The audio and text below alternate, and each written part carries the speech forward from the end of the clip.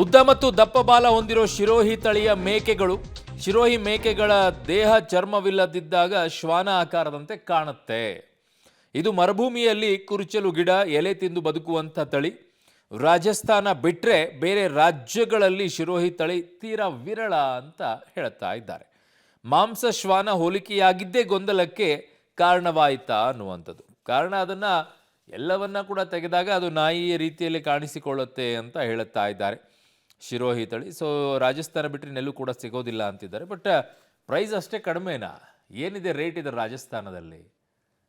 ಅಲ್ಲಿ ಬಂದಂತಹ ಇನ್ನೊಂದಿಷ್ಟು ಮುಸ್ಲಿಂ ವ್ಯಾಪಾರಿಗಳು ಕೂಡ ಅವತ್ತು ಆ ರೈಲ್ವೆ ನಿಲ್ದಾಣದಲ್ಲಿ ಹೇಳ್ತಾ ಇದ್ದಿದ್ದು ಅದನ್ನೇ, ಪ್ರೈಸ್ ಏನಿರುತ್ತೆ, ಯಾವ ರೀತಿಯಾಗಿರುತ್ತೆ ಅಂತ ಹೇಳಿ. ಹಾಗಾಗಿ 400 ರೂಪಾಯಿಗೆ ಸಿಕ್ಕರಷ್ಟಿಲ್ಲ 550 ರೂಪಾಯಿಗೆ ಮಾರಕ್ಕಾಗತ್ತೆ. ನೀವು ಅಲ್ಲಿ ತರಿಸ್ಕೊಳ್ಳೋದು ಕೊಡೋದು ಎಲ್ಲ ಆಗುತ್ತೆ.